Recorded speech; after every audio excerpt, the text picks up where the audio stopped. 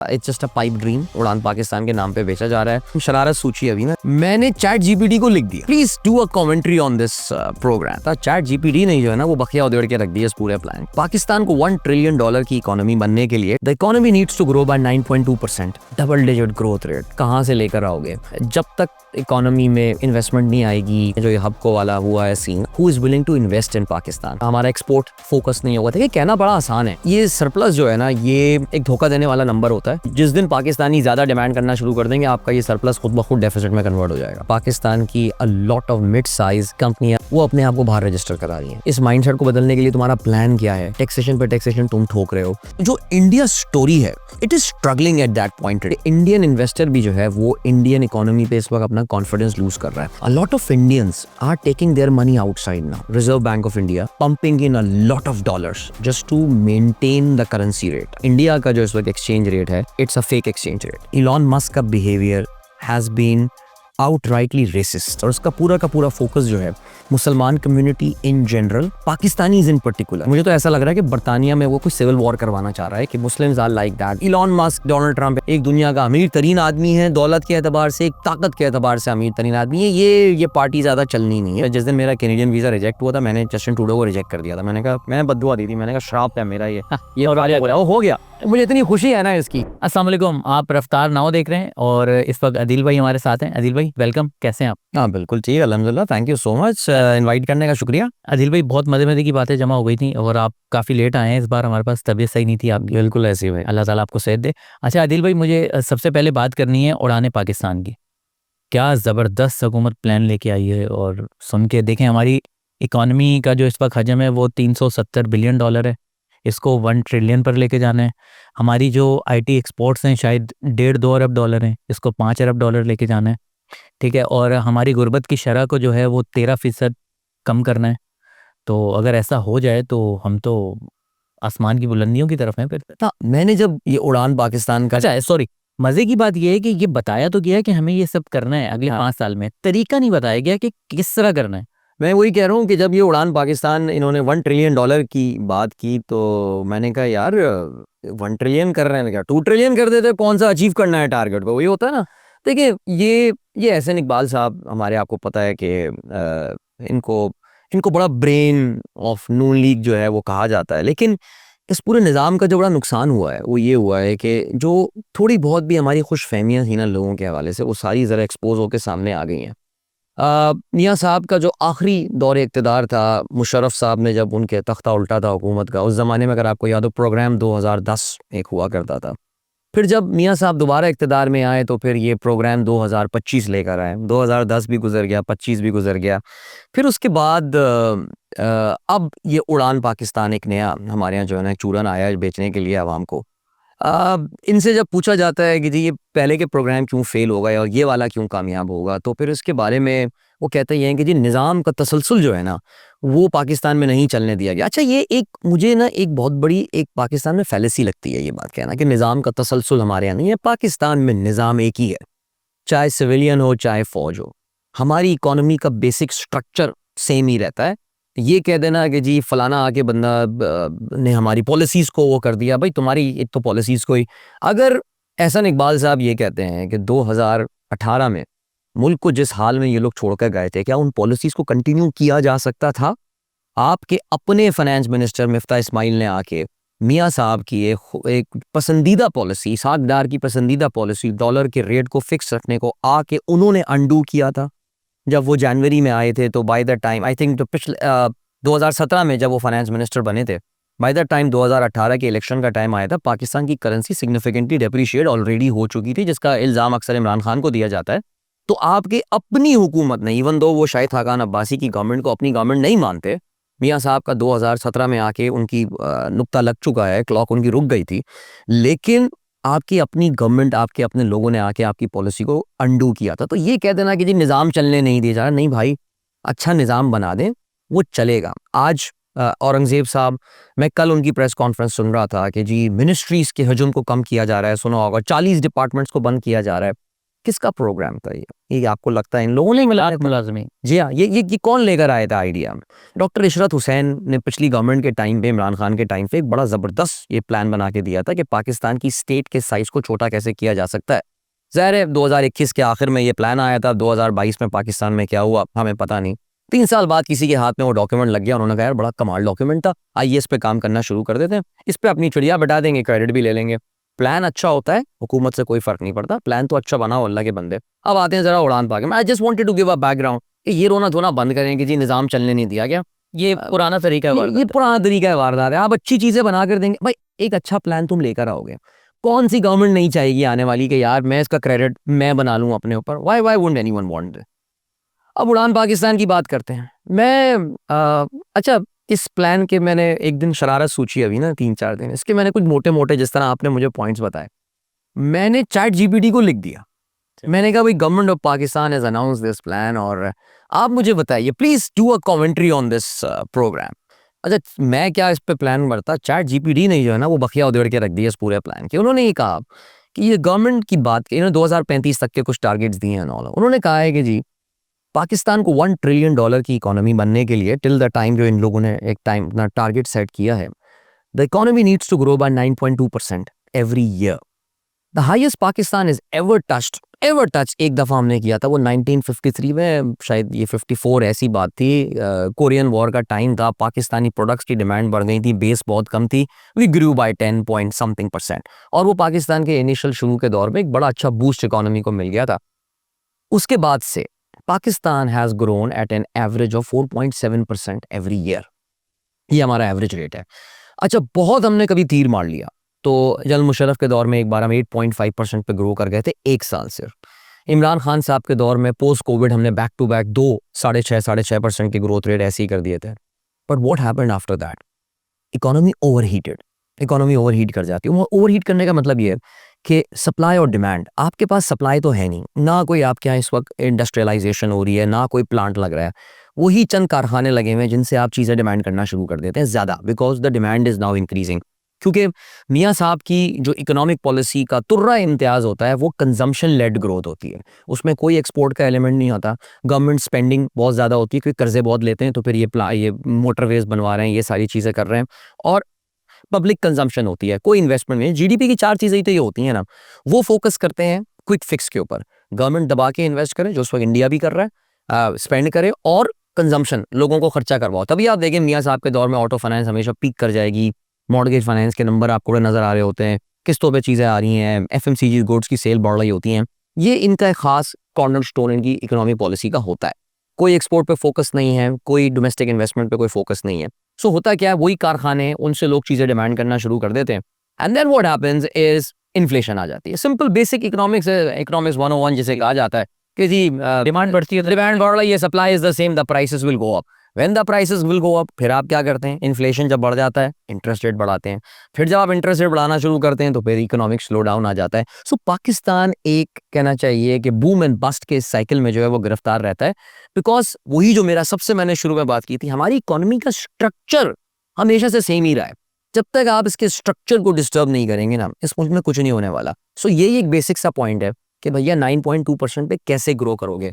इसमें ये वाला साल तो गया, क्यों ये वाला साल इसलिए गया, बिकॉज पहले क्वार्टर का जीडीपी का नंबर आ गया, आपको पता चला होगा, से भी कम है, 0.9 समथिंग, यानी हम 1%, इट्स फ्लैट ग्रोथ की हम बात कर रहे हैं। अच्छा, हमारे एक दोस्त हैं, आपके प्रोग्राम में भी आते रहते हैं, खुर्रम शहजाद साहब, वो अब एक हुकूमत के आपको पता है एडवाइज़र बन गए हैं, तो उनके मैं ट्वीट्स बड़े गौर से पढ़ता हूँ, बिकॉज इस वक्त पाकिस्तान की इकोनॉमी के हवाले से चंद जो पॉजिटिव लोग हैं उनमें से खुर्रम हमारे दोस्त हैं, और उनसे अच्छी हमारा बैंटर भी चलता रहता है इकोनॉमी के ऊपर। उनका ये कहना है कि यार ये अभी पहला क्वार्टर इसलिए डल था बिकॉज उस वक्त इंटरेस्ट रेट बहुत हाई थे, अब सेकंड क्वार्टर से आपको नंबर जो है ना बहुत बेहतर नज़र आने शुरू हो जाएंगे, फिंगर्स क्रॉस। लेकिन खुर्रम के बॉस औरंगजेब साहब ऑलरेडी ये बोल चुके हैं कि पाकिस्तान की इकोनॉमी कोई 2.4% से 3.5% के दरमियान ग्रो करेगी, which is not a remarkable GDP growth rate after at all. So अब प्रॉब्लम जो आ गई है भैया वो ये आ गई है कि ये वाला साल भी गया, तो अब आपको 9.2% से ग्रो नहीं करना, अब आपको शायद 9.6 या 9.7% डबल डिजिट ग्रोथ रेट कहाँ से लेकर आओगे? Who is willing to invest in Pakistan? अभी पाकिस्तान में जो ये हबको वाला हुआ है सीन, आपको पता है, उसके बाद से हम पहले भी बात कर चुके हैं कि फॉरेन इन्वेस्टर तो छोड़ दें भैया, डोमेस्टिक इन्वेस्टर आपका जो है पाकिस्तान में इस वक्त कोई मुल्क में इन्वेस्टमेंट करने को तैयार नहीं है, तो कहाँ से लेकर आएंगे चीज़ें? इंपोर्ट ही करनी है क्या? इंपोर्ट करने के लिए डॉलर तुम्हारे पास कहाँ पे पड़े हुए हैं? आपने देखा कि अभी औरंगजेब साहब ने ये बयान दिया है कि मैं पाकिस्तान की जीडीपी को बढ़ाने के लिए जो है वो इंटरेस्ट रेट को कम नहीं करूँगा। यानी उनका कुछ ये कहना था कि हम दोबारा उस बूम और बस्ट की साइकिल में नहीं जाएंगे कि जीडीपी ऊपर दिखाने के लिए आप इंटरेस्ट रेट आर्टिफिशियली को लो कर लें और फिर उसके बाद मुसीबत। तो मुझे तो ये लगता है कि हुकूमत के अपने जो दोनों हिस्से हैं इनके दरमियान आपस में कोई रब्त नहीं है। सो ये एक it's just a pipe dream, उड़ान पाकिस्तान के नाम पे बेचा जा रहा है। जब तक इकोनॉमी में इन्वेस्टमेंट नहीं आएगी, जब तक हमें यही नहीं पता, हमारा एक्सपोर्ट फोकस नहीं होगा। देखिए कहना बड़ा आसान है, हमारा एक्सपोर्ट, हम एक्सपोर्ट्स को यहाँ से यहाँ लेकर जाएंगे, 30 से 60 पे ले जाएंगे। 30 से 60 पे लेकर जाएंगे। भाई कैसे लेकर जाओगे? तुम्हारे पास कैपेसिटी क्या है 60 बिलियन तक ले जाने के लिए? इमरान खान के दौर में हमारे यहाँ देखिए, अगर पाकिस्तान को अपनी एक्सपोर्ट बढ़ानी है तो नेचुरली उसके लिए हमारे पास वही गारमेंट्स और वही टेक्सटाइल रह जाते हैं। कहाँ से लेकर आएंगे? और कपास के इस बार हम इंपोर्ट कर रहे हैं। कपास हम बड़ी तादाद में इंपोर्ट कर रहे हैं। दूसरा, यूरोपियन यूनियन की जानिब से आपके ऊपर एक वार्निंग आई हुई है जीएसपी प्लस के हवाले से। डोनाल्ड ट्रंप का हमको नहीं पता, उसका पाकिस्तान के बारे में, सबसे बड़ी मार्केट तो यूएस है ना हमारी, उसका हमारे बारे में क्या ख्याल है एंड ऑल। क्या कोई नई इंडस्ट्री लगाने का इरादा है?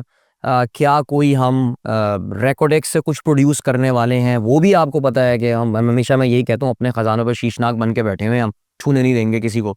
सो I have no idea who is even believing on this pipe dream that is being sold in the name of उड़ान पाकिस्तान। मेरा मुख्तसर इसमें पॉइंट। दिल भाई, मुझे तो ये लग रहा है कि हुकूमत इस खुमार से नहीं निकल पा रही कि सरप्लस सरप्लस, जिसको देखो सरप्लस दे दिया, सरप्लस आ रहा है। तो मतलब सरप्लस क्यों आता है? देखिए, ये भी जो लोगों की जरा समझने वाली बात यहाँ पर आ जाती है कि भाई बड़ी ज़बरदस्त बात है, आप सरप्लस कर रहे हैं, आप सरप्लस कर रहे हैं। आप सरप्लस सिर्फ इसलिए कर रहे हैं बिकॉज आपकी डिमांड कंप्रेशन हुई हुई है मुल्क में। आप लोग, people are not demanding goods. वो ना आपकी इंडस्ट्री उस लेवल पे जाके प्रोड्यूस कर रही है, ना लोगों की कंजम्पशन उस लेवल की हुई है, ना आप इंपोर्ट खुल के कर पा रहे हैं अभी तक। सो आपकी डिमांड कंप्रेशन हुई हुई है, जिसकी वजह से आपकी इंपोर्ट्स हैव बीन सबड्यूड। एक आपके पास जो ज़ाहिर बेनिफिट मिल रहा है आपको, वो आपको मिल रहा है बिकॉज ऑफ रेमिटेंसेस। वो भी हमें पता है that remittances tend to be, वो एक, इसको ना एक डच डिजीज कहा जाता है इसको, कि यार ये एक बीमारी है रेमिटेंस। बगैर कुछ किए पैसे हमारे, आप लोग कुछ मेहनत कर नहीं रहे जी, पैसे आए जा रहे हैं यहाँ पे, ठीक है जी, लोग इसमें खुश हैं कि पाकिस्तान कोई बड़ा ज़बरदस्त काम कर रहा है, वरना कौन इस वक्त would want to bring money into Pakistan right now. So ये सरप्लस जो है ना, ये एक काफ़ी मैं ये कहूँगा कि एक धोखा देने वाला नंबर होता है। इस पर कोई बहुत ज़्यादा खुश होने की ज़रूरत नहीं है। ये जिस दिन पाकिस्तानी ज़्यादा डिमांड करना शुरू कर देंगे, आपका ये सरप्लस खुद ब खुद डेफिसिट में कन्वर्ट हो जाएगा। अदिल भाई, एक चीज़ और, अभी इन्होंने कहा है कि हम अपनी जो हमारा आईटी सेक्टर है, इसकी जो बरामदात हैं, ये हम लेके जाएंगे 5 अरब डॉलर का। तो इस वक्त जो इंटरनेट की सिचुएशन है, अभी जो हमने फ्रीलांसर्स के साथ पिछले कुछ महीनों में किया, इसको देख के आपको लगता है कि हम वाकई इसको 5 अरब डॉलर, वैसे 5 अरब डॉलर को इतना बड़ा नंबर नहीं है, मगर मौजूदा सिचुएशन को देखते हुए लगता है आपको कि 5 अरब डॉलर ले रहे हैं? अब ये 5 अरब डॉलर का नंबर, सवाल यही पैदा होता है। देखिए, जब भी ये होल नंबर में नंबर आते हैं ना, 5, 10, 15, इसका मतलब ये है कि ये तो किसी ने बैठ के ऐसे ही बना लिए।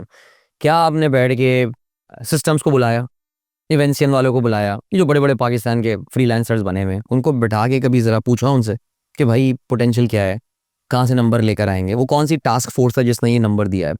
आई मीन आईटी के नंबर की सीरियसनेस देखने के लिए आप सिर्फ पाकिस्तान की minister of state for IT के बयानात सुन लिया करें।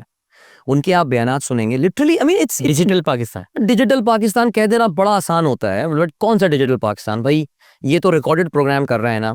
फैसल, मैं अपने यूट्यूब चैनल पे लाइव स्ट्रीमिंग करता हूँ, एंड पिछले लिटरली कुछ महीने में मेरे लिए लाइव स्ट्रीम करना अजाब हो गया। इस वक्त आप मेरा यूट्यूब चैनल खोलें और मैंने जो आखिरी चंद प्रोग्राम किए हैं उसमें इतने पैकेट्स लॉस्ट होते हैं, इतने बंडल्स लॉस्ट होते हैं। बल्कि कल जो मैंने यूट्यूब लाइव किया है, 74% of my packets got lost because मुझे वो इंटरनेट स्पीड ही नहीं मिल रही है। मैं एक प्रीमियम इंटरनेट सर्विस के लिए 20 MBPS इंटरनेट मैं इस्तेमाल कर रहा हूँ, जो कि स्ट्रीमिंग के लिए आप 5 पे सही हो जाता है। मैंने फिर भी कहा भाई बेस्ट क्वालिटी जो है ना वो ले लो, and that is the level of internet that I am getting. मैं अभी रोड ट्रिप करके जो बीमारी अपने साथ लगा कर लाया हूँ, नज़ला है सिर्फ, और ज़्यादा परेशानी की बात नहीं, जो फ्लू में अपने साथ लेकर आया हूँ, मैं रोड ट्रिप कर आया हूँ। आज मैं देख रहा था, हाँ, हमारे जनाब अता तारड़ साहब की आज ही स्टेटमेंट आई हुई और मैं रेडियो शो में ये पढ़ भी रहा था कि पाकिस्तान में दुनिया का best quality internet cheapest price पे मिलता है।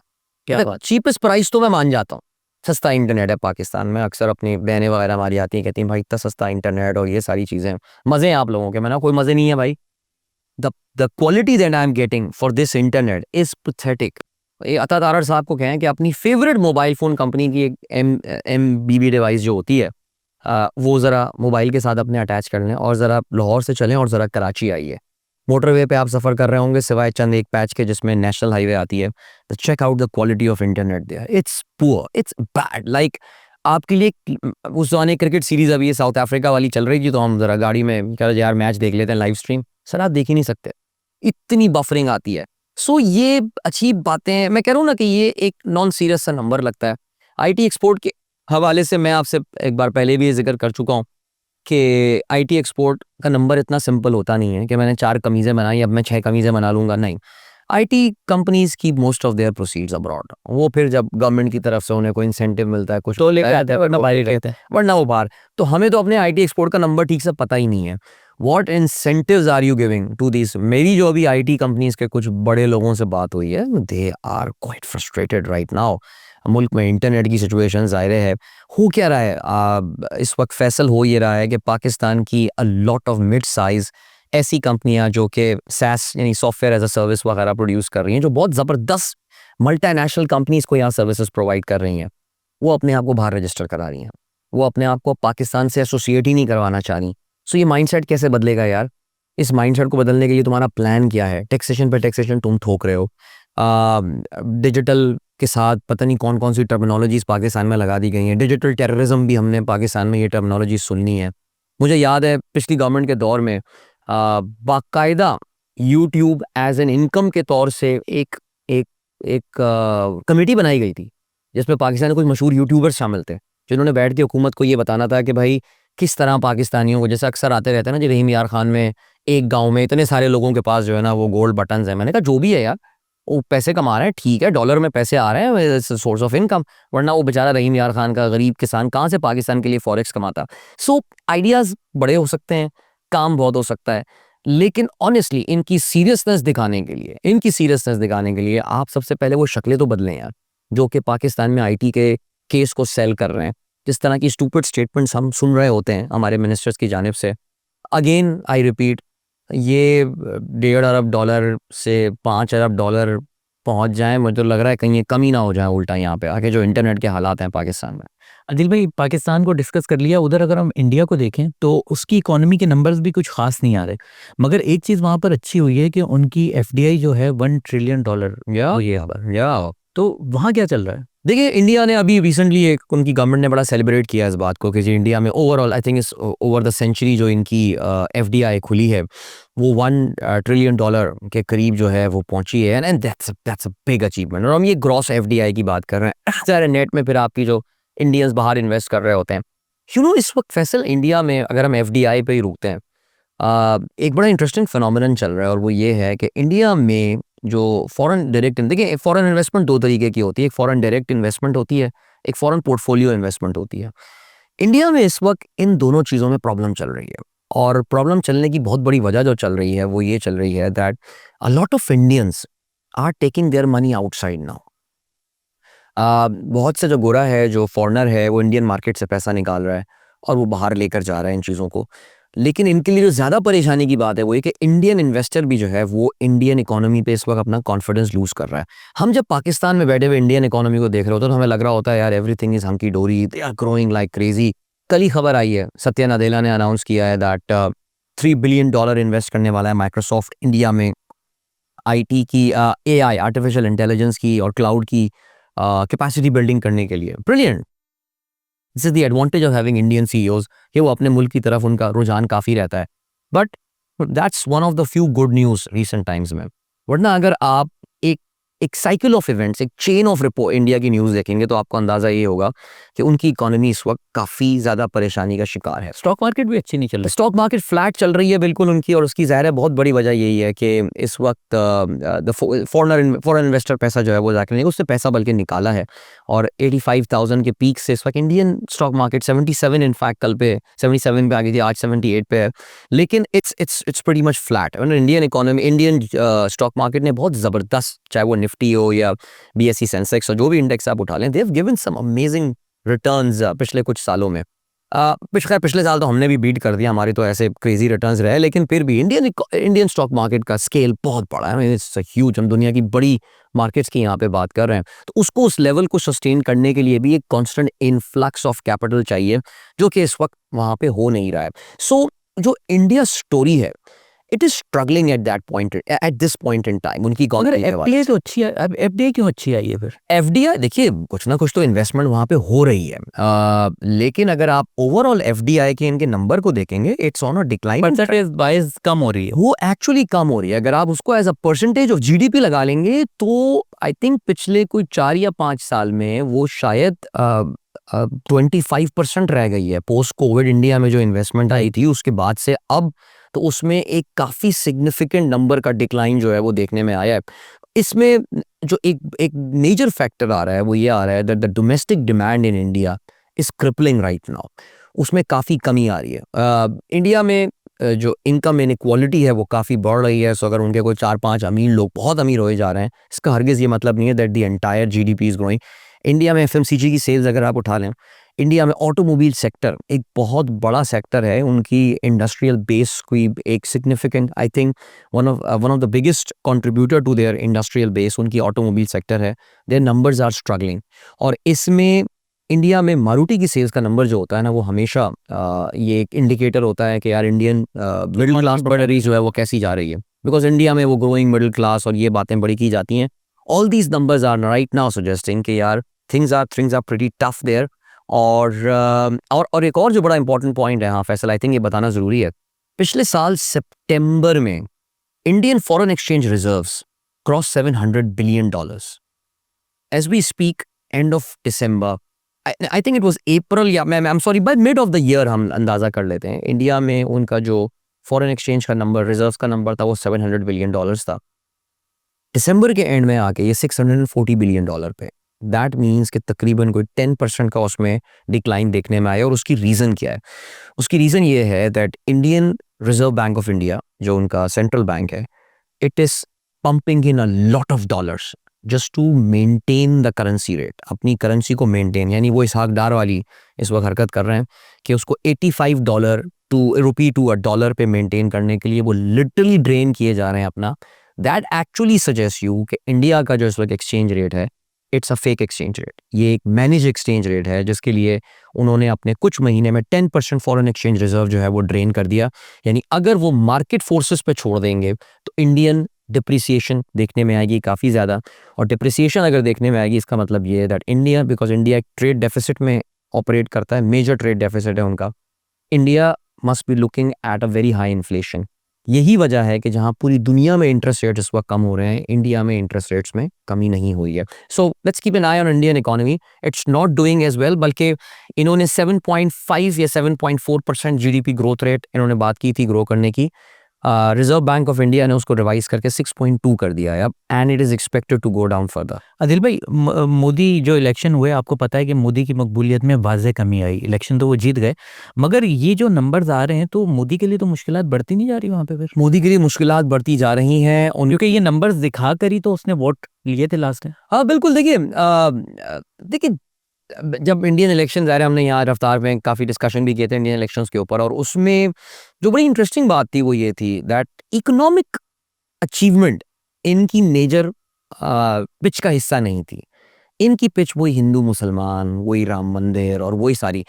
अगर कोई बंदा इकोनॉमिक अच्छा करेगा, इकोनॉमी वाइज अच्छा करेगा, उनको इन चक्करों में पड़ने की ज़रूरत ही नहीं पड़ती। उनको वही पाकिस्तान का मुद्दा लेकर आ जाएंगे, हिंदू मुसलमान अटैक करेंगे, राम मंदिर हमने बना दिया, हमने बाबरी मस्जिद का ढांचा गिरा दिया, ये सारी बातें अभी भी अगर आप देखें तो इंडिया में वही डिवाइड एंड रूल वाली बातें ही चल रही हैं। द इकोनॉमी, मोदी का सबसे बड़ा एडवांटेज क्या है इस पर? मोदी का सबसे बड़ा एडवांटेज जो है ना वो ये है कि उसकी जो अपोजिशन है वो एक प्लेटफॉर्म पे नहीं है। यानी वो इंडिया अलायंस बना था जिसमें बहुत सारी पार्टियां शामिल थी, वो आपस में हर वक्त लड़ते रहते हैं, उनके आपस में डिसएग्रीमेंट रहते हैं, जिसका मोदी जो है वो सही मानों में बड़ा एडवांटेज जो है वो उठा रहा होता है। अभी अडानी वाला बड़ा मशहूर, आपको पता है, ये स्कैंडल सामने आया। इंडिया में इसमें कोई बात नहीं कर रहा, nobody is even talking about it. I mean India की तारीख का ये सबसे बड़ा कॉर्पोरेट स्कैंडल है कि जी इंडिया का सबसे बड़ा कंग्लोमरेट जो कि 2014 में कुछ भी नहीं था, छोटी सी एक कंपनी थी, 10 साल में Adani is one of the richest man, forget India, I am talking about the world, दुनिया के अमीर तरीन आदमियों में से। और अडानी ने पैसा कहाँ से बनाया? गवर्नमेंट कॉन्ट्रैक्ट से बनाया। यानी he someone very close to, यानी राहुल गांधी खुद यही कहते हैं कि भाई अडानी तो सिर्फ एक फेस है, पीछे तो एक्चुअली मोदी है इसके। बल्कि वो तो ये कहता है कि मोदी गवर्नमेंट चलाता ही अडानी है, यानी मोदी डरता है अडानी से कि अगर मैंने इसके खिलाफ SEBI, securities and exchange bureau of India है, उससे मैंने कोई इन्वेस्टिगेशन करवा ली तो फिर तो भैया ये मोदी ही कहीं एक्सपोज ना हो जाए, इसलिए इसके खिलाफ कोई वो भी नहीं होती। वरना अमेरिका में इतना क्लियर कट एविडेंसेस दी जाती हैं कि तुमने अपनी स्टेट्स को जो है वो रिश्वतें दी हैं और उसके अमेरिकन से तुमने पैसा उठाया। उनसे गलती यही हुई कि पैसा उन्होंने अमेरिका से उठाया और रिश्वत उन्होंने इंडिया में दी। सो इतना बड़ा स्कैंडल वहां पर होता है। लेकिन उसके थोड़े अरसे बाद मुंबई में, महाराष्ट्र में इलेक्शंस होते हैं और मोदी, उनकी पार्टी स्वीप कर जाती है एक बार फिर से। सो क्योंकि मोदी को पता है कि अभी भी वोट कैसे गेन करना है। जाहिर है स्टेट की पॉलिटिक्स और नेशनल पॉलिटिक्स इंडिया में बिल्कुल डिफरेंट होती है, लेकिन he still a very smart politician. However, जो आपने ये सवाल पूछा, एक एंटी इनकम्बेंसी एलिमेंट भी आता है। अभी हमने 10 साल से लोग एक ही शक्ल देख रहे हो तो लोग उकता जाते हैं, यार अब कोई और बंदा भी आना चाहिए। मेरा ये ख्याल है that this could be the last time कि Modi as prime minister of India हमें नजर आ रहे हैं। हो सकता है आगे भी बीजेपी इलेक्शन जीते, लेकिन मोदी नहीं हो। मे भी मोदी नहीं होगा। आई थिंक अब वो अपने सक्सेसर की तरफ जाएंगे। अदिल भाई, अभी आपने कहा कि 10 साल बहुत होते हैं, लोग शक्ल देख देख के जो है उकता जाते हैं। मोदी की आप बात कर रहे थे, मगर कनाडा के जो वजीर आजम है ट्रूडो, वो उनको भी 10 साल हो गए हैं और उनके लिए भी मुश्किलात वहाँ पे बहुत बढ़ रही हैं। तो आपको क्या लगता है कि वो भी घर जा रहे हैं? नहीं, जस्टिन ट्रूडो अनाउंस कर चुके हैं कि वो घर जा रहे हैं और मेरे ख्याल से आई थिंक उनका नविश्ता दीवार पिछले तकरीबन कोई कई महीने से सामने लिखा हुआ था। तो अदिल भाई, इतना बुरा परफॉर्म तो नहीं किया कनाडा ने, इकोनॉमी कह लें या दूसरी चीज़ों में कह लें, तो क्यों इतना क्यों मकबूलियत क्यों खो दी उन्होंने? देखिए, इकोनॉमी कनाडा की इस वक्त, इवन दो आई थिंक पिछले क्वार्टर में दे ग्रू बाय 2.1%, जो कि एक लार्ज साइज इकोनॉमी के लिए एक डिसेंट नंबर है। बट प्रॉब्लम कनाडा में कहाँ है? जस्टिन ट्रूडो के ज़रा अगर हम सफ़र की बात करें तो जस्टिन ट्रूडो एक सियासी ख़ानदान से ताल्लुक़ रखते हैं। इनके वालिद साहब पियर ट्रूडो जो हैं वो भी इससे पहले प्राइम मिनिस्टर कनाडा के रह चुके हैं। और तो लेकिन मुझे याद है he was 43 when he became the prime minister, और and he represented, even though ये लिबरल पार्टी को रिप्रेजेंट करते हैं जो बड़ी लिबरल वैल्यूज़ लेकर आती है, लेकिन इन्होंने जिस तरह का अपना पर्सोना क्रिएट किया था as a family next door, के मियाँ बीवी हैं और उनके बच्चे हैं और एक हंसती मुस्कुराती हुई फैमिली है, and he was what he represented the face of Canada. Canadians और अमेरिकन का हमेशा एक कंपैरिजन हो रहा होता है, बट कैनेडियंस को हमेशा एक कहा जाता है बड़े मेलो लोग होते हैं, बहुत माइल्ड मैनर्स के होते हैं, अच्छे मैनर्स के लोग होते हैं, बातहज़ीब लोग होते हैं compare to their southern neighbours. It's a welfare state Canada, लोगों का मेडिकल फ्री है, उनकी जो बहुत सारी चीज़ों की रियासत ने खुद जिम्मेदारी ली हुई है। इनफैक्ट अमेरिका और कनाडा का जो सबसे बड़ा डिफरेंस था वो यही था कि स्टेट जो है वो ज़्यादा रिस्पॉन्सिबल है कनाडा में कंपेयर टू अमेरिका। देखिए, वो जो चीज़ें कनाडा को मुमताज़ करती थी, अगर वही चीज़ें कनाडा लूज़ करना शुरू हो जाए तो लोग अपनी आइडेंटिटी को चैलेंज करना शुरू कर देते हैं यहाँ पे। What went wrong with Canada? So yes, the economy is growing, COVID के बाद उनकी इकोनॉमी की growth has been reasonable in all, but जो प्रॉब्लम कनाडा के साथ हुई है वो 3-4 मोटे मोटे मसले हुए। उसमें सबसे बड़ा मसला था जस्टिन ट्रूडो ने he put too much emphasis on immigration. मुझे याद है 2019 में मैं खुद यूएस गया था, मेरे अपने बहनोई हमसे मिलने, बहन हुई अमेरिका आए थे because our Canadian visa got rejected. अच्छा, जिस दिन मेरा कैनेडियन वीज़ा रिजेक्ट हुआ था मैंने जस्टिन ट्रूडो को रिजेक्ट कर दिया था। मैंने कहा, मैंने बद्दुआ दी थी, मैंने कहा श्राप है मेरा ये और आर्या बोला वो हो गया। मुझे इतनी खुशी है ना इसकी, और क्योंकि I just there was the first time my visa got rejected, और मुझे वो आज तक याद है कि जब मेरे पास वो ईमेल आई थी, मैं अपने ऑफिस में उस वक्त जॉब किया करता था, और मैं अपने कमरे में ईमेल आ गई, फ़ौरन गया, मैं लैपटॉप खोला, आई वाज सो श्योर कि जी पासपोर्ट सबमिट करें, उसमें आया तो उन्होंने कोई 1.5 पेज का रिजेक्शन मेरा जो है ना वो लिख के कि आपका ये मसला वो मसला, एंड लिटरली मैं आके ऐसी सीट पे बैठ गया एंड मुझे एक सेकंड को समझ में भी नहीं आया कि ये हुआ क्या। वो उनकी मसले थे, डिसीजन मेकिंग उनके इंडियंस करते थे, वहाँ पे इंडियन ओरिजिन लोग करते थे। उस ज़माने में पाकिस्तानी को वीज़ा नहीं मिल रहा था, तो मेरे बहनोई वहाँ से मिलने आए और अमेरिका से, और we went on a long drive, हमने काफ़ी लंबा रोड ट्रिप किया था। तो रास्ते में ही was telling me about the Canadian immigration policy. मैं 5 साल पहले की बात कर रहा हूँ, and that was the first time when I got to know that ये एक कितनी खतरनाक एरिया पे कनाडा जो है वो घुस चुका है। इनकी जो इमिग्रेशन पॉलिसी का जो कॉर्नरस्टोन था वो ये था कि यार हम बाहर से लोग लेकर आएंगे, because Canadian population, Canada is a small country, I mean area में बहुत बड़ा है लेकिन पॉपुलेशन वाइज एक छोटा सा मुल्क है। एक छोटा सा मुल्क एक सर्टेन लेवल तक ग्रो कर सकता है। अच्छा, और अगर वो छोटा मुल्क बच्चे पैदा करना बंद कर दे तो फिर क्या होगा? फिर वही होगा जो जापान का हाल हुआ है, बूढ़ी सी पॉपुलेशन है, उन्हें पता ही नहीं हम ग्रो कहाँ से करेंगे। अब जापान में तो इमिग्रेशन भी नहीं हो सकती, वो तो आपको पता है इमिग्रेशन के मामले में बहुत सख्त हैं वो। और वहाँ के जो हालात हैं, दुनिया शायद इमिग्रेट करना भी ना चाहे। टैलेंटेड लोग would prefer to go to Europe और North America compare to Japan. Canada के साथ प्रॉब्लम जो है वो ये हुई कि उन्होंने जो है जी ओवरडू कर दी इमिग्रेशन। मैं अक्सर मजाक में ये कहता हूँ कि जस्टिन ट्रूडो जैसा भी था, हमारे बहुत सारे पाकिस्तानियों का मोहसिन है वो, बिकॉज बहुत सारे पाकिस्तानी जिनको कोई इमिग्रेशन का चांस नहीं था, उन्होंने इतनी रिलैक्स कर ली थी अपनी इमिग्रेशन पॉलिसी कि बहुत सारे हमारे भाई बैठ के झक मार रहे हैं वहाँ, मक्खियाँ मार रहे हैं, कुछ भी कर रहे हैं, फारिग घूम रहे हैं, रिग्रेट कर रहे हैं, कुछ भी कर रहे हैं, लेकिन वो जस्टिन ट्रूडो की वजह से कनाडा पहुंचने में कामयाब हो गए। Now coming back to the point number 1, जो मैंने आपको कहा था कि एक वेलफेयर स्टेट है जो कि मुझे ट्रांसपोर्टेशन फ्री प्रोवाइड कर रही है, जो कि मुझे एजुकेशन फ्री प्रोवाइड, बहुत सब्सिडाइज्ड है, हेल्थ सबसे क्रिटिकल चीज़ हेल्थ।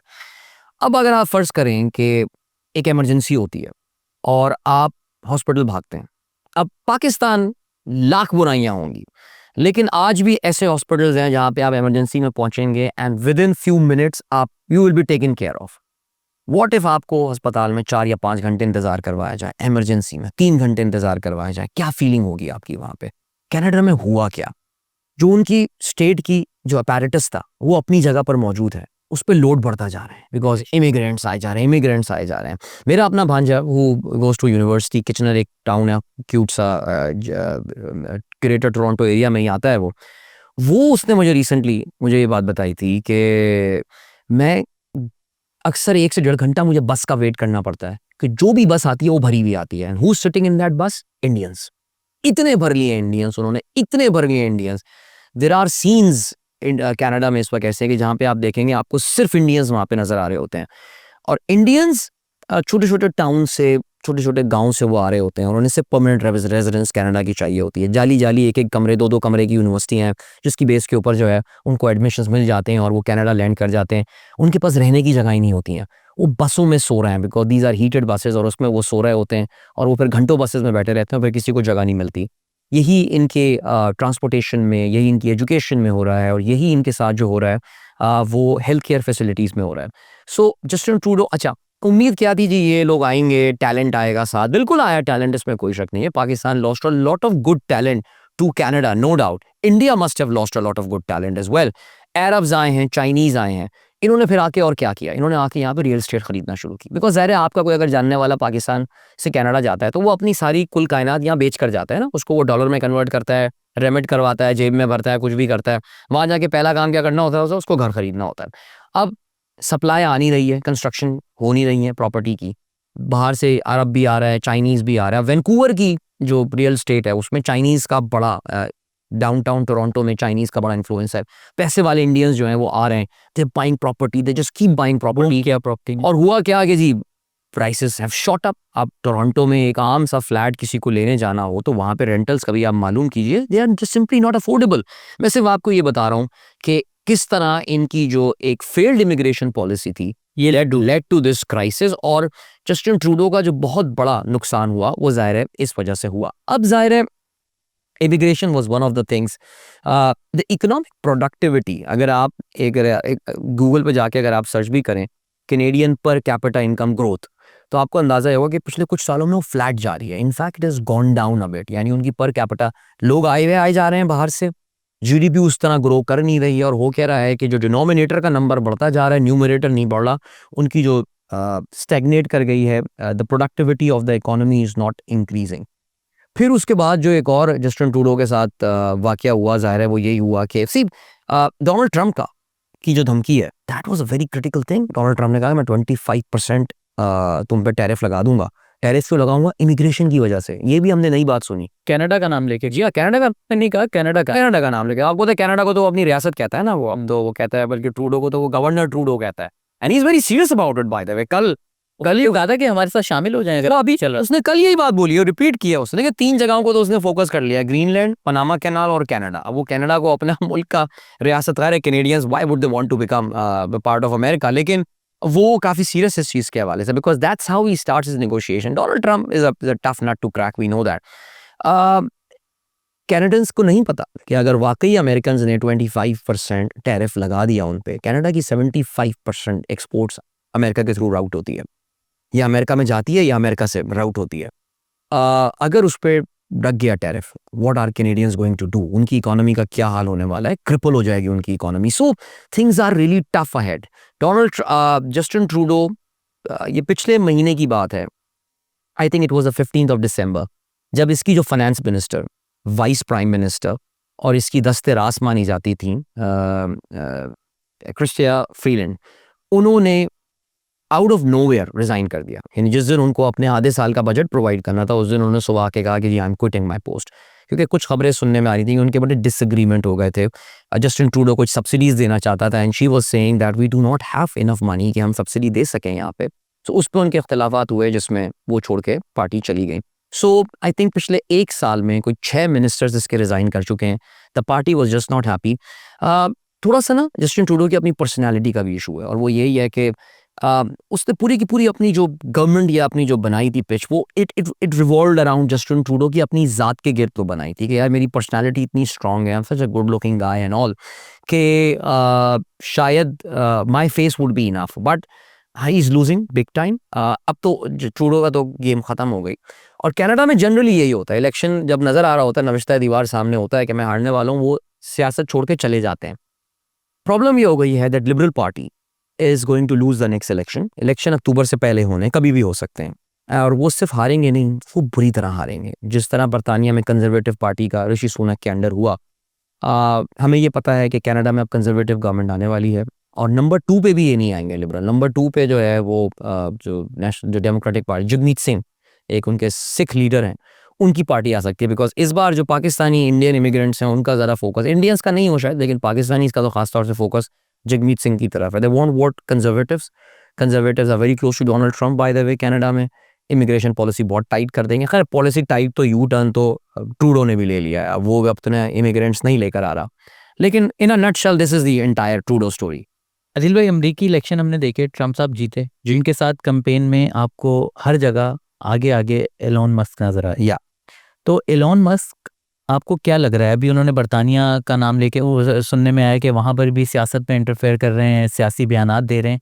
तो क्या लग रहा है आपको, सियासत ज्वाइन करने जा रहे हैं? देखिए, मेरे ख्याल से सियासत तो वो ज्वाइन कर चुके हैं। अच्छा, गैर एलानिया तौर पर। गैर एलानी तौर पर। अब तो बल्कि देखिए ना, आपको पता है कि he is properly a part of Donald Trump's team ना। डोनाल्ड ट्रंप ने एक जो department of government efficiency DOGE के नाम से बनाया, Elon Musk is a part of that. Vivek Ramaswamy के साथ वो इसका हिस्सा है, तो वो तो सियासत का हिस्सा बन चुके हैं। लेकिन ये एक सवाल जरूर पैदा होता है फैसल के, पिछले कोई हफ्ता 10 दिन में एलोन मस्क का behaviour has been outrightly racist, नस्ल परस्ताना उसका ये बिहेवियर, और उसका पूरा का पूरा फोकस जो है वो मुसलमान कम्युनिटी इन जनरल और पाकिस्तानीज इन पर्टिकुलर है। ठीक है जी। हुआ क्या था, Elon Musk, Donald Trump election जीत गया, सब कुछ हो गया। मैं आज वैसे यहाँ पे आपको बात बताता हूँ कि एक तो इन दोनों की दोस्ती चलनी नहीं है। ये दोनों पैसे की दोस्ती? ये देखें, ये मतलब कि एक ट्रांजैक्शनल रिलेशनशिप है। दोनों नार्सिसिस्ट हैं, दोनों मैग्लोमेनियाक जिन्हें कहा जाता है, उस लेवल की इनकी पर्सनालिटीज हैं, और ये दोनों जो हैं they are very egoistic people. ठीक है, एक दुनिया का अमीर तरीन आदमी है दौलत के एतबार से, एक ताकत के एतबार से अमीर तरीन आदमी है। ये पार्टी ज़्यादा चलनी नहीं है, वो कहता है ये कंपनी नहीं चलेगी। ठीक है जी, ये इन दोनों का बड़ा फड्डा होगा और बड़ा पब्लिक स्पैट होगा। अभी नहीं, 6 महीने, 8 महीने, 10 महीने, 1 साल, ये चल नहीं सकता यार। दो बड़ी वो कहते हैं ना अनलाइक पोल, ये they are like poles, they will repel each other. ये अभी आप देखिएगा क्या होगा सिलसिला। आगे बढ़ते हैं। एलॉन मस्क ने इस्लामिक फोबिया पे भी फोकस किया। मैं देखिए बिल्कुल इसी चीज पे भी आ रहा हूँ। अब इनका जो अभी रिसेंटली क्या हुआ, इलॉन मस्क जो है, देखिए ये बात समझने की है कि he is representing the centre right of, बल्कि इनफैक्ट कहना चाहिए the political right of America. Right मतलब दाएं बाजू, नॉट द हुकूक बट दाएं बाजू को वो रिप्रेजेंट कर रहा है। अमेरिका में एक एक्सट्रीम दाएं बाजू भी है, और वो जो एक्सट्रीम दायां बाजू है, इलॉन मस्क की वैल्यूज उनके साथ अभी तक टोटली अलाइन नहीं है। जो एक्सट्रीम दायां बाजू है, दे हेट इमिग्रेशन, उनको इमिग्रेशन से नफरत है। और इनका जो पहला पब्लिक फड्डा हुआ अमेरिका का extreme right plus Elon Musk, वो हुआ H1B वीजा के हवाले से। H1B वीजा जो है वो एक टेम्पररी वीजा होता है जिसको हम जॉब वीजा कहते हैं, मगर वो भी 5 साल का होता है। वो एक टेम्पररी वीजा होता है, जस्ट नॉट। लेकिन जाहिर है फिर वो जब एक दफा अमेरिका कोई आ जाता है फिर जाता थोड़ी है, फिर वो उसका अपना कैटेगरी चेंज करवा लेते हैं, they get the green card, they फलाना, कि भाई मैं एक इंडियन बंदा हूँ, मैं एक कंपनी का CEO बन गया, अब मुझे इंजीनियर्स चाहिए, तो मैं क्या करूंगा यार, मैं इंडिया के लिए 20 H1B वीजा निकाल लूंगा। अमेरिका में 74% to 80% H1B वीजास इंडियंस को जाते हैं, ठीक है जी। ये मामला जो है ना अभी रिसेंटली इट बिकेम, वो पब्लिक, बिल्कुल कहना चाहिए कि पब्लिक डिस्कोर्स में सेंटर पे आ गया। बिकॉज हुआ क्या, डोनाल्ड ट्रंप ने जो है अपना जो AI का एडवाइजर बनाया, जो उनकी AI पॉलिसी को देखेगा, that guy was also from Chennai. और उसका जब सामने आने के बाद कुछ जो सफ़ेद फार्म अमरीकी थे एक्सट्रीमिस्ट, उन्होंने इस बात पे तनकीद का निशाना बनाया, why is Donald Trump surrounding himself with Indians. इतने सारे इंडियंस आ गए, विवेक रामास्वामी इज देयर, जो जॉन कैश जिसको उन्होंने वो बना दिया है, FBI का डायरेक्टर जो है बनाया है, मेरा ख्याल से शायद कैश करके समथिंग नाम है उसका, नॉट जॉन है क्योंकि मैं जॉनी कैश कहने वाला था, नो कुछ कैश करके उसका नाम है। और काफ़ी सारे Indians are in his cabinet. Tulsi Gabbard, even though she is Hindu, Indian तो नहीं कह सकते उनको, but she is very closely align with RSS by the way. So इस पे एक एक फड्डा हो गया। Elon Musk is defending H1B visa. American right जो एक्सट्रीम राइट है वो इसके खिलाफ हुआ है। अब इलॉन मस्क को इस बात का अंदाजा हुआ कि यार मैं तो अनपॉपुलर हो रहा हूँ, तो इन लोगों में यही तो मेरे सपोर्टर्स हैं, और मुझे कल को इनसे ही तो वोट मांगना है दोबारा प्रेसिडेंट बनने का, हो सकता है मूड हो जाए इलॉन मस्क का। उसने कहा यार इस डिस्कोर्स को चेंज करें, उसने उठा लिया ब्रिटेन। अच्छा, ब्रिटेन में उसने जो इशू उठाया, उसने सिर्फ और सिर्फ, अब now he is not tweeting about H1B, he is just tweeting about Islamophobia. बरतानिया में उसने बड़ा स्मार्टली एक इशू उठाया। टॉमी रॉबिन्सन नाम का एक रेसिस्ट बंदा है जो कि इस वक्त कंटेम्प्ट ऑफ कोर्ट की वजह से जेल में है। उसने उसके हक में बयानात देना शुरू कर दिए। नाउ टॉमी रॉबिन्सन एक ऐसा आदमी है कि जिसको वो अपनी पार्टी, यानी कि जो बरतानिया के भी राइट विंग लोग हैं वो भी उसको ओन नहीं कर रहे हैं। बरतानिया में जो इस वक्त एक दाएं बाजू की सबसे बड़ी पार्टी अब बनती जा रही है, वो एक रिफॉर्म पार्टी नाम की एक है, नाइजल फराज उसका लीडर है, जो एक इंतहाई मुस्लिम हेटिंग इस्लामोफोब है। वो तक कह रहा है कि इलॉन मस्क भाई इसको सपोर्ट ना करो, ये बंदा इस काबिल नहीं है, हमें भी ये बंदा कबूल नहीं है, तो तुम भी इस बारे में बात ना करो। उस पर इलॉन मस्क ने कहा कि रिफॉर्म पार्टी के लीडर जाली है, यानी इसको चेंज कर दो। यानी मैं आपको बता रहा हूँ ना कि वो इस मुसलमानों की नफरत में इस लेवल तक जाना चाहता है। अच्छा, इसका मसला मुसलमानों में भी स्पेसिफिकली ये पाकिस्तानियों पे इसने किया हुआ है। बिकॉज यार ये बात भी खैर माननी पड़ेगी कि हमारे यहाँ पाकिस्तानियों की नॉट एक 1-2% हर कम्युनिटी में गंदी ब्लैक शीप्स होती हैं, उनकी हरकतें भी कुछ अच्छी नहीं है वहाँ पे यार। चाइल्ड रेप स्कैंडल हुए वहाँ पे, चाइल्ड ग्रूमिंग का एक कॉन्सेप्ट होता है कि बच्चों को तैयार किया जाता है बाद में उनकी यहाँ पे शादियाँ वगैरह करवाने के लिए एंड ऑल। फिर कुछ स्कैंडल्स वगैरह भी हमारे यहाँ सामने आए इस तरह के, इसमें कोई शक नहीं है। But still 81% of the crimes against minors they in UK they are done by white people. इस पे इलॉन मस्क बिल्कुल बात नहीं करेगा। इलॉन मस्क जेरी एप्स्टीन के हवाले से बिल्कुल बात नहीं करेगा। उसने इस टॉपिक को उठा लिया जिसमें वो ट्वीट पे ट्वीट किया जा रहा है, और उसका फोकस सिर्फ ये है कि मुझे तो ऐसा लग रहा है कि बरतानिया में वो कोई सिविल वॉर करवाना चाह रहा है, या रेसिस्ट फसादात जो है वो करवाना चाह रहा है कि Muslims are like that, Muslims are like that. कल उसने कंपेयर किया है Muslim immigrants in Europe to ISIS ने जो यजीदीज के साथ किया था, कि जी जो यजीदीज के साथ आइसिस ने किया है, क्या यूरोप में तो लोगों के साथ ऐसा नहीं हो जाएगा ना। This is kind of ridiculous thing that he is coming up with. In fact मैं कल इलॉन मस्क के एक बायोग्राफर का ट्वीट देख रहा था जो कि एक अमेरिकन है, इधर हार्वर्ड का बंदा है, और उसने ये बात बोली है कि इलॉन मस्क की अब मेंटल कंडीशन के साथ कुछ प्रॉब्लम हो गया है। आई मीन ये अब रेसिज्म तो एक अलग चीज़ है, ये मेंटली इसके साथ अब कोई फ्लॉ हो गया है जिसका देखना पड़ेगा। और इतने पावरफुल आदमी की अगर ये मेंटल कंडीशन होगी तो फिर आप सोच सकते हैं कि क्या हुआ होगा। वैसे तो आर्टिस्टिक तो वो है मेरा ख्याल है। देखिए वो अपने आप को खुद ऑटिस्टिक बोल चुका है कि यार मैं ऑटिस्टिक हूँ, और आई थिंक हावर्ड स्टर्न के साथ उसकी कोई पॉडकास्ट थी जिसमें उसने वीड वगैरह और वो चरस वगैरह भी पीता हुआ दिखाई दिया। एसेंट्रिक बिहेवियर है उसका, प्रॉब्लम्स हैं उसके साथ, बट जिस तरह के वो इस वक्त ट्वीट कर रहा है, आप देखिए कि वो एक्स के साथ क्या कर रहा है।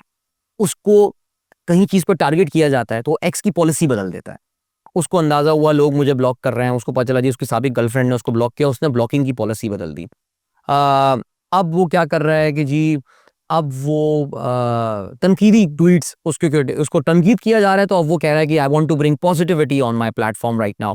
सो इलॉन मस्क, मुझे याद है आपसे कुछ साल पहले हमारी कंपनी के सीईओ होते थे, कोई 10 साल पहले की बात है, उन्होंने मुझसे पूछा था कि यार who is your favourite these tech founders and all. I said Elon Musk, I said he is an extraordinary guy, but I am pretty ashamed of that right now, because यार इवन दो इलॉन मस्क को मेरे चाहने ना चाहने से कोई फर्क नहीं पड़ता है यार, लेकिन मैं अपने बारे में बात कर रहा हूँ कि कभी कभार वो कहते हैं ना कि either you die a hero और you live long enough to become a villain. मुझे ऐसा लगता है कि इलॉन मस्क बहुत जल्दी एक विलन बन गया है, और जिस तरह से वो इस प्लेटफॉर्म को मिसयूज कर रहा है, मुझे ऐसा लग रहा है कि हम सबको, I always love Twitter, this was my platform of choice bye the way, but मैंने अब बहुत कम टाइम स्पेंड करना शुरू कर दिया। मैंने जाके अपनी सेटिंग भी चेंज की कि मैं इलॉन मस्क के कम से कम ट्वीट्स देखना चाहता हूँ। उसके बावजूद the moment I log in I see his tweet, so इसका मतलब ये he is just playing with the algorithm अपने फेवर के लिए, एंड बड़ा नुकसान करेगा, वो बंद करवा देगा इस प्लेटफॉर्म को। अच्छा दिल भाई, एक अच्छी डेवलपमेंट ये हुई है, वो भी एलॉन मस्क से जुड़ी हुई, ये बताएं कि स्टारलिंक पाकिस्तान में आना चाह रहा है। बिल्कुल, बल्कि शायद मिल गया लाइसेंस, मुझे बताइएगा। सुनने में आया है, अभी तक लाइसेंस मिला नहीं है, but it's going through the procedural thing, but मेरे ख्याल से आई think it's only a matter of time. तो ये तो अच्छी डेवलपमेंट है। देखिए डेवलपमेंट अच्छी उन लोगों के लिए जो उसको अफोर्ड कर सके। मैं बल्कि बड़ा हैरान भी होता हूँ, पता नहीं पाकिस्तानी शायद ये समझ रहे हैं कि स्टारलिंक लग जाएगा तो मैं अपने मोबाइल के वाईफाई पे जाऊंगा और मैं ऑन करूंगा और मेरे पास कराची एयरपोर्ट की तरह या मैकडोनल्ड्स की तरह फ्री वाईफाई मिल जाएगा। ऐसा बिल्कुल भी नहीं है। इसके लिए आपको एक रिसीवर लगाना पड़ता है। It's a pretty expensive device जो आपको करनी पड़ेगी, और इवन इसकी जो मंथली सब्सक्रिप्शन है that is quite expensive. However ये बात आपको देखें एक समझने वाली बात है, और ये कोई क्रिप्टो करेंसी नहीं है। किसी भी मुल्क में अगर स्टारलिंक चल रहा होता है तो वो उस मुल्क के लॉज के अंदर जो है वो चल रहा होता है। तो अगर कोई समझ रहा है कि कोई पीटीए का इस पे कोई कंट्रोल नहीं होगा तो ये उसकी गलत फहमी है। But yes I think it's a good thing. दुनिया के छोटे छोटे ममालिक में, चैड में, यमन में और पता नहीं कहाँ कहाँ तो ये Starlink हमारी available है। टेली कम्युनिकेशन कंपनीज हैं, उनको टफ टाइम नहीं मिलने जा रहा। The entry cost is high. I think मुझे ऐसा लग रहा है कि कॉर्पोरेट सेक्टर में जहाँ पे they can afford to have that satellite and all, या some rich kids in Pakistan who can support, या उनके लिए बिल्कुल इट्स अ मेजर डिसरप्टर, बहुत बड़ा डिसरप्टर है। अजीब भाई, लास्ट क्वेश्चन। एक और डेवलपमेंट ये हो रही है, इसे आप अच्छी डेवलपमेंट कह सकते हैं कि दो बिछड़े हुए भाई दोबारा करीब आ रहे हैं। मैं पाकिस्तान और बांग्लादेश की बात कर रहा हूँ। अभी कुछ ऐसे डॉक्टर यूनिस के आने के बाद मुलाकातें भी हुई और हमने देखा कि हमारी फ़ौज उनकी फ़ौज की तरबियत करेगी। इसके अलावा भी और अच्छी डेवलपमेंट्स आ रही हैं। तो क्या दोनों भाई दोबारा करीब देखिए पड़ रही हैं? देखिए पाकिस्तान और बांग्लादेश बाय डिफ़ॉल्ट, अगर आप डिफ़ॉल्ट सेटिंग की बात करें, इनको आपस में करीबी होना चाहिए था। इसमें देखिए जो 71 में हुआ, 60s में हमने जो किया, जो एक बहुत अच्छी बात है फैसल, वो ये हमने ये नोट कर सकते हैं कि पाकिस्तान में इसकी एक्नॉलेजमेंट अब बहुत ज़्यादा है। शायद हम जब ग्रो हो रहे थे उस वक्त हमें यही बताया जाता था कि यार मुक्ति बाहिनी विलन थी, ये थी, फलाना थी। अब हम तस्लीम करते अब हम हैं। तस्लीम करते हैं कि हमसे गलतियां हुई, और मैं ये समझता हूँ कि यार इस जनरेशन के साथ जो एक एहसान हुआ है ना वो ये हो गया, स्पेशली जो जेन ज़ी आपकी आ रही है, they are very very open towards the mistake. जो हमने अपनी गलतियां की थी हम उसको अब मानते हैं कि यार वाकई कुछ गलतियां हमारी भी होंगी डेफिनेटली। और मेरे ख्याल से अब तो ज़्यादा एक्सप्लेन करने की भी इसकी ज़रूरत नहीं है, हमारे सामने सब हो भी रहा है। हसीना वाजिद का मसला जो था वो कुछ और था ज़ाहिर है। उसने अगेन फिर वही बात आती है कि जब आपकी बाकी चीज़ें नहीं चल रही होती हैं तो आपको कोई ना कोई तो एक विलन बना के प्रेजेंट करना ही करना है। मुझे याद है 96-97 की ये बात है जिस वक्त बांग्लादेश में क्रिकेट होना शुरू हुई थी और हमने लाइव क्रिकेट बांग्लादेश से देखना शुरू की थी। वरना ढाका में मैचेस होते थे, चिटागोंग में लाइव क्रिकेट नहीं आती थी, लेकिन चाहे वो चैंपियंस ट्रॉफी होती थी या एशिया कप वगैरह हुए थे, जो एक चीज़ मुझे नज़र आती थी वहाँ पे, ये वो ज़माना जब शाहिद आफरीदी अपने अरूज पे थे एंड ऑल, नया नया उन्होंने डेब्यू भी किया था। मैं ये देखता था इंडिया पाकिस्तान का जब वहाँ पे मैच होता था, crowd used to cheer for Pakistan more than India. मेरे लिए ये बड़ी हैरानी की बात हुआ करती थी कि यार ये क्या बात है यार, वहाँ पे तो इंडिया को ज़्यादा सपोर्ट मिलनी चाहिए बिकॉज ये सारी बात है। तो अंदाज़ा ये हुआ कि यार वहाँ की आवाम का जो है ना वो अब शायद the people have moved on now. फिर जनरल मुशर्रफ ने भी विजिट किया था वहाँ पे जाके, और उन्होंने 71 में जो हुआ उस पर रिग्रेट का इजहार किया था, बट ही सेड दैट यार it's time to move on now. मेरे ख्याल से खालिदा जिया के टाइम पे जो है वो चीज़ें काफ़ी इम्प्रूव हुई और ये सारी चीज़ें थी। लेकिन जो शेख हसीना वाजिद का उन्होंने डेलिबरेटली पाकिस्तान को एक विलन बना के प्रेजेंट किया था। मुझे याद है कि जब वहाँ पे क्रिकेट वर्ल्ड कप हुआ था तो मेरे तमाम दोस्तों के बांग्लादेश के वीज़ा डिक्लाइन हो गए थे। मैंने इसी वजह से अप्लाई नहीं किया, मैंने कहा छोड़ो यार, करता ही नहीं अप्लाई, बिकॉज वीज़ा डिक्लाइन है, क्रिकेट देखने जाना है यार, उसमें कौन से वीज़ा तुम रोक रहे हो। लेकिन they were not issuing visa to anyone, गिनती के चंद लोगों को उन्होंने जो है ना वीज़ा, बांग्लादेश आपके वीज़ा डिक्लाइन कर रहा है फॉर गॉड सेक यार, क्रिकेट देखने हैं, टिकट है, रिटर्न टिकट है, बुकिंग है सबकी। कितने तो मैं क्रिकेट जर्नलिस्ट जानता हूँ जिन्होंने अप्लाई नहीं किया था कि यार वो तो वीज़ा हमें दे ही नहीं रहे हैं, तो रहने ही दें।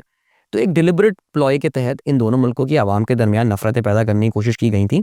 ये इस तरह नहीं होता। मैं कह रहा हूँ ना कि एक दोनों मुल्कों के दरमियान एक नेचुरल पुल है।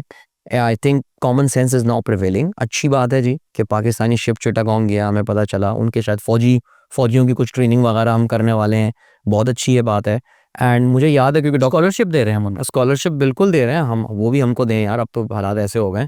बट मेरा ये ख्याल है कि डॉक्टर मोहम्मद यूनुस जब तक यहाँ पे रहेंगे, देखिए India still has a lot of से इन द बांग्लादेशी इकोनॉमी, इसमें कोई शक नहीं है। उनकी बिजली वगैरह ये सारी चीज़ें, अडानी का बहुत बड़ा प्लांट लगा हुआ है जमशेदपुर अपना झारखंड में, जहाँ से बिजली यहाँ पर जारी होती है, ये हैं इनके एक साथ। लेकिन जो अच्छी बात है वो ये है कि बांग्लादेश की जो करंट सेटअप है वो अपने आप को डाइवर्सिफाई कर रहा है, स्ट्रेटेजिकली डाइवर्सिफाई कर रहा है। वो सिर्फ इंडिया पे डिपेंडेंट नहीं जितना शेख हसीना वाजिद के टाइम पे हो गया था। और फिर वही बात आती है, देखिए एंटी इनकम्बेंसी फैक्टर, पब्लिक थक जाती है एक ही शक्ल देखते हुए, एक ही पॉलिसी, कब तक एक ही चूरन बेचते रहोगे यार। So I think it's good news, अच्छी खबर है। एंड मेरे एक दोस्त हैं मेरे फेसबुक पे होते हैं, एक बड़ी मल्टीनेशनल कंपनी है पाकिस्तान के, वो कंट्री हेड, वो आजकल बांग्लादेश गए हुए हैं बाय द वे। उनको पहले वीज़ा नहीं मिल रहा था, इवन दो वो एक बड़ी मल्टीनेशनल कंपनी के सीईओ थे, बट अभी वहाँ पर वो मौजूद हैं। And all he has to do is to write great things about Bangladesh and how much people have this admiration towards Pakistanis. So वह वही बात है कि वो हम सफ़र था मगर उसमें हम नवाई ना थी। तो वो आप जब इन हालात में देखते हैं कि जिस तरह, अब ज़ाहिर है इसका काफ़ी हद तक अंदाज़ा इस बात पे भी होगा, बांग्लादेश क्रिकेट होगी हमारी उनके दरमियान, तो आवाम का वहाँ पे क्या रिएक्शन होने वाला है, क्या चीज़ें होंगी। But I think very positive news. चलें आदिल भाई, इस अच्छी बात के साथ इस गुफ्तगू को यहीं ख़त्म करते हैं। इंशाल्लाह दोबारा भी आपसे मुलाकात होगी। इंशाल्लाह। अल्लाह हाफ़िज़।